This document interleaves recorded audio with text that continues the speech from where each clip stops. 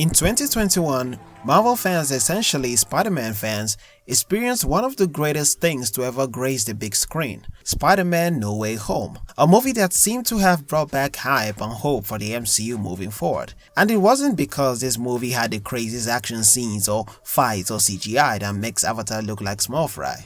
No.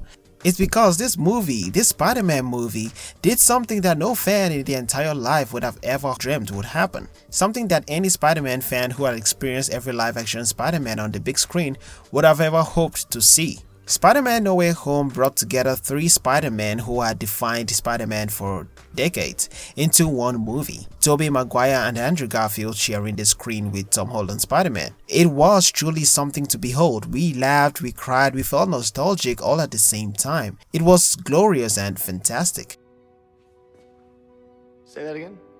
But as the curtains fell, as we witnessed such a magnificent movie, after seeing Andrew Garfield's and Tobey Maguire's Spider-Man in No Way Home, their interaction with Tom Holland's version, and the little bits of lore they dropped about their lives from where we left them, it created some kind of uprising in the fandom, leading to a very peculiar question being asked after No Way Home. Which Spider-Man between the two deserved one last movie? Who deserved a true conclusion and who was robbed of that chance? Well, after a careful retrospection and since it seemed to be a conversation that hasn't died down for some reason, I decided to take it upon myself to answer this question. Andrew Garfield's Amazing Spider-Man or Tobey Maguire's Spider-Man, which of them deserves one last movie?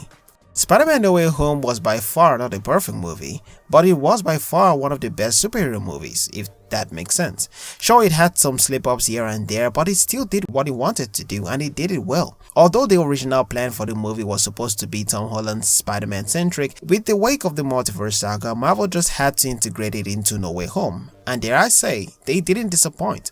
Because not only did it act as a great follow-up to Far From Home, but considering the fact it ended up being a multiverse movie, it still managed to use its characters, at least to a somewhat reasonable degree, and actually tell a good story, which is actually a pretty big feat considering how catastrophic a multiverse movie can be if not done right. Andrew Garfield and Tobey Maguire's Spider-Man being the ones to help guide Tom Holland's Spider-Man was such a brilliant touch. Although one could say a lot more should have been done with their characters, notwithstanding they did a fine job with what little they could. But when I say they guided Tom Holland's Spider-Man, what do I actually mean by that? Well, there is one scene that always comes to mind. Tom's grieving scene on the rooftop, when he's regretting everything, carrying the guilt of Aunt May's death on his shoulders. It's the moment Andrew Garfield and Tobey Maguire's Spider-Man try to console him by letting him know that he's not the only one who has had to deal with such a thing.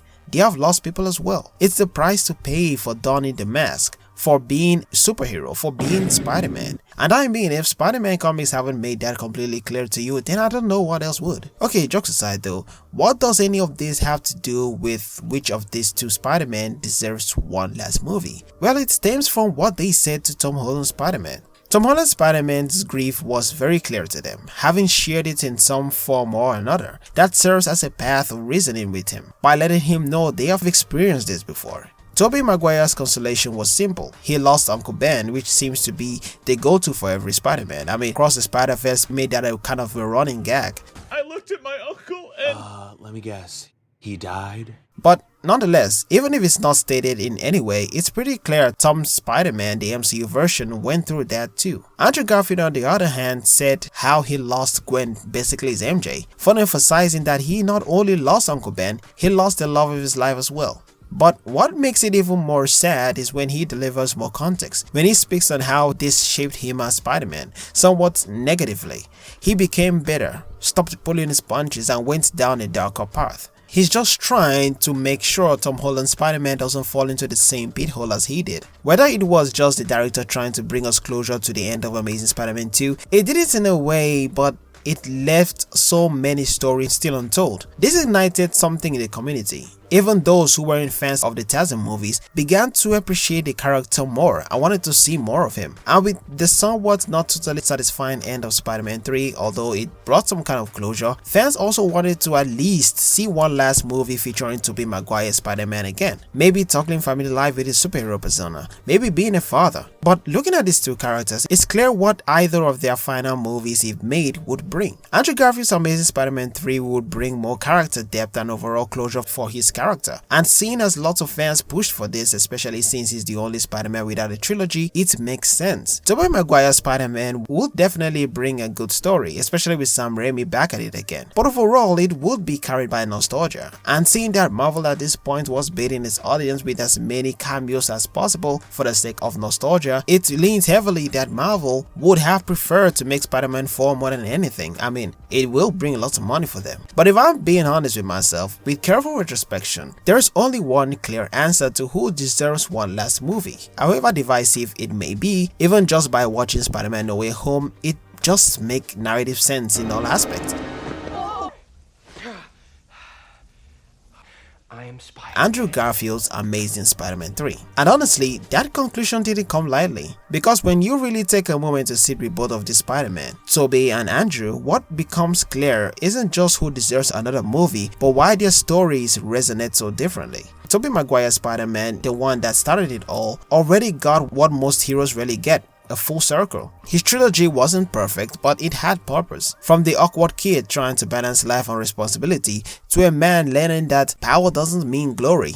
Tobey's Peter Parker embodied this classic hero journey. His arc was about growth, consequence, and reconciliation. By the time Spider-Man 3 ended, he wasn't the wide-eyed teen anymore. He was a man who'd faced loss, forgiven his enemies, and finally made peace with himself. That dancing aside, it was a fitting, even poetic conclusion to the man behind the mask, to a Spider-Man. So if a Spider-Man 4 ever happened, what would it truly offer? Sure, nostalgia, maybe some fun cameos, maybe Sam Raimi flexing his creative muscles again, and hey, it could bring numbers. It could be a very good movie. But narratively, it risks becoming an echo of what's already been said. Tobey's story doesn't need closure, it already has it. Tobey's entire arc and story could be concluded with just a simple dialogue about his life if he ever comes back to the MCU one way or the other. Maybe Doomsday, maybe Secret Wars, who knows. But a little bit of dialogue without much exposition, fans would be content. A line about how his life turned out, maybe he's married to MJ, maybe still living humbly, maybe he's still broke. A small piece of dialogue could tell us everything we need to know. His arc is basically complete. Anything beyond that risks unraveling what made it timeless. Now, Andrew Garfield's Spider-Man, on the other hand, that's a different story.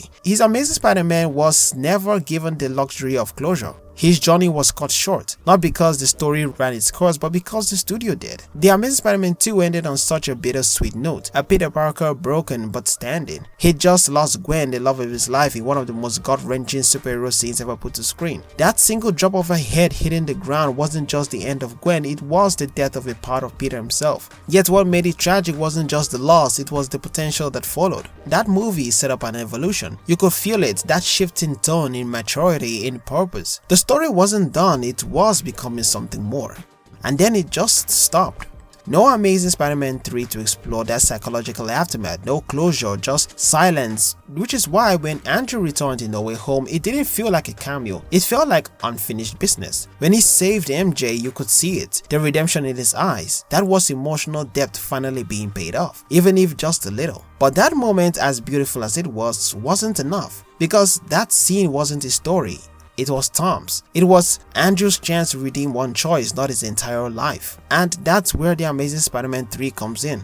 It's not about revisiting the past for fan service, it's about finishing an arc that was unjustly abandoned. Narratively speaking, the Amazing Spider-Man 3 could be a story about rediscovery, about a man who's seen the worst of himself trying to find the good again. A Spider-Man who once stopped pulling his punches, learning how to fight without hate. Meanwhile, Tobey's Spider-Man already taught us how to rise above. How to forgive, how to love, how to let go. Andrews would teach us something different, how to rebuild after everything's already fallen apart. It's not about which one will be better at this point, it's about which one still has more to say. And between the two, it's clear Tobey's Peter Parker concluded his story, but Andrew still paused mid-sentence. So if there's one Spider-Man who deserves one last movie to close his story on his own terms, it's him. It's Andrew Garfield's Amazing Spider-Man. Sure, maybe that opinion's divisive. Maybe Marvel would rather chase nostalgia, and honestly, if Spider-Man 4 ever dropped, I'd be in the theaters day one, popcorn in hand, smiling like a kid again. But if I'm being real, it would still feel incomplete knowing Andrew's story never got the ending he deserved. Because out of all the Spider-Man we have seen, he was the one cast right, the one that dared to be different, the one who deserved one last swing. But hey, opinions are opinions. I have mine, you have yours. Let me know yours in the comments. Which Spider-Man do you think deserves one final movie? Would you want to see Amazing Spider-Man 3 or Spider-Man 4? And hey, if you enjoyed this video in any way or took anything from it, feel free to drop a like or subscribe so you don't miss any future uploads or just to help grow the channel. But until next time, I'm out.